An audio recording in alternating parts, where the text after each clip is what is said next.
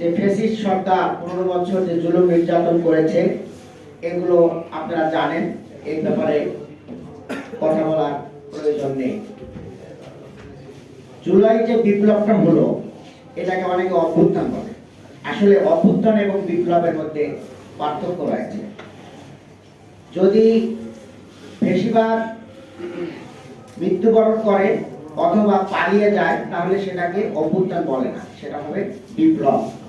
আপনারা দেখেছেন 90-এর গণ অভ্যুত্থান, সেখানে স্বৈরাচারী এরশাদ তিনি পালান নাই, তিনি দেশে ছিলেন। কিন্তু এবারের যে বিপ্লবটা হলো, ফ্যাসিবাদের যিনি নায়িকা তিনি পালিয়ে ভারতে অবস্থান করছেন। যে বিপ্লবটা হলো, সেই বিপ্লবে যে ছাত্ররা ভূমিকা রাখলো, তাদের স্লোগানগুলো আপনারা একটু খেয়াল করে দেখবেন। তাদের স্লোগান ছিল উই ওয়ান্ট জাস্টিস, নারায়ে তাকবীর, আল্লাহু আকবার। এই স্লোগানগুলোর ভিতরে আমরা কি লক্ষ্য করি? 90-এর যে গণঅভ্যুত্থান হলো, সেখানে কিন্তু একটা ক্ষমতার পরিবর্তন হলো। এরশাদ সাহেব ক্ষমতায় ছিলেন স্বৈরাচারী, এরপরে আর একটা দল ক্ষমতায় আসলো।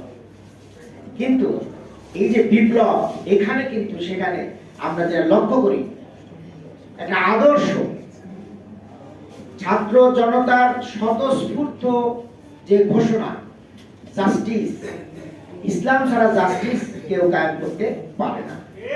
আজকে চাঁদাবাজ নতুন আঙ্গিকে হচ্ছে, আরো রেট বৃদ্ধি পেয়েছে। আগে 20 টাকা হতো, এখন 50 টাকা। এইভাবে টেন্ডারবাজি, দুর্নীতি, সবকিছুই রেট আরো বৃদ্ধি পেয়েছে। তাহলে জাস্টিস করতে হলে এখানে একটা আদর্শ লাগবে, আর সেই আদর্শ হচ্ছে আল কোরআন এবং আল হাদিসের বিনিময়ে যে নেতৃত্ব করে উঠবে সৎ, সেই সৎ নেতৃত্ব ছাড়া আদর্শ প্রতিষ্ঠা করা সম্ভব নয়।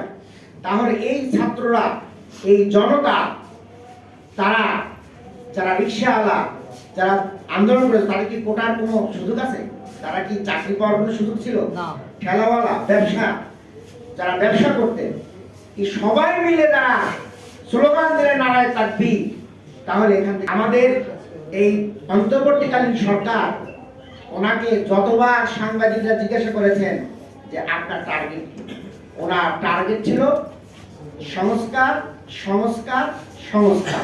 এর বাইরে কোনো টার্গেট ছিল না। আমরা আজকে কি দেখছি? কোনো সংস্কার আছে? কোনো সংস্কার নাই, নির্বাচনে চলে যাচ্ছে। তাহলে ওনার কথা কাজের মিল থাকলো না?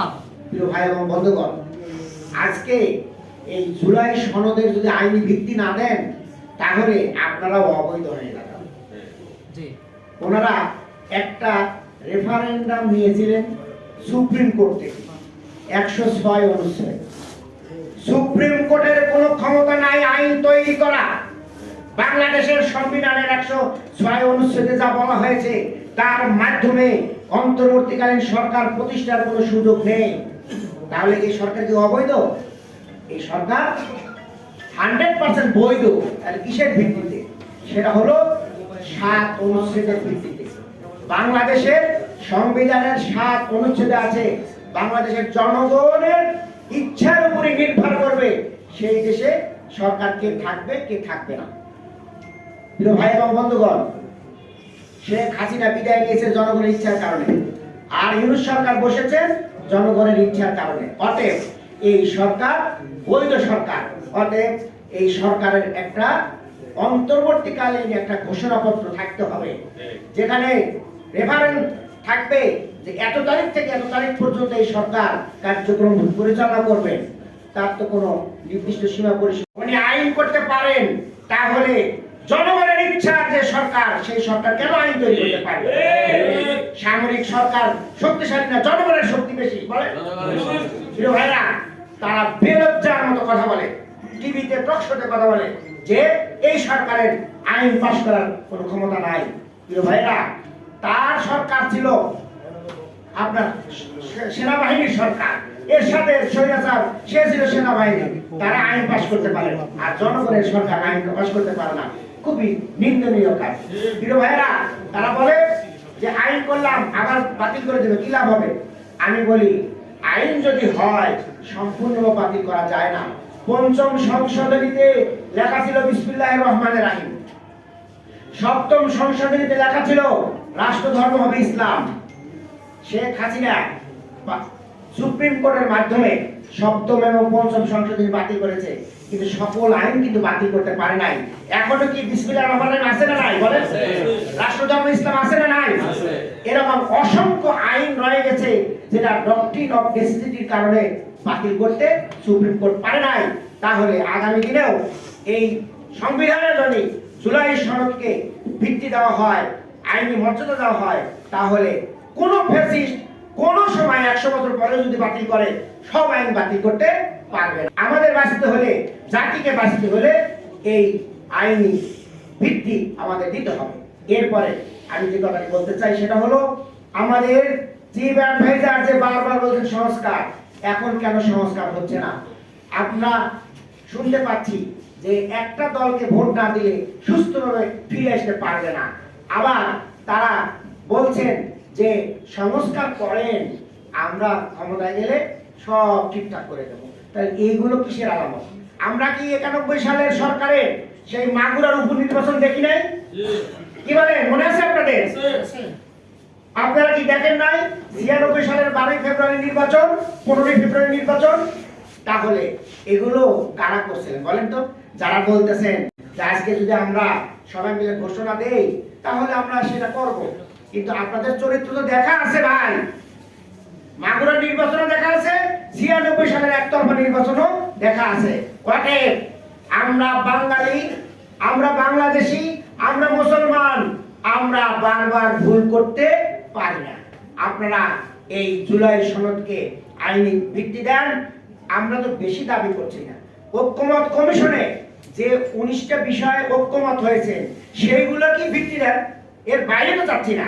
এবং জনগণ মানে কি না মানে আপনারা গণভোট দিয়ে এটাকে যাচাই করে নেন। কি বলেন আপনারা?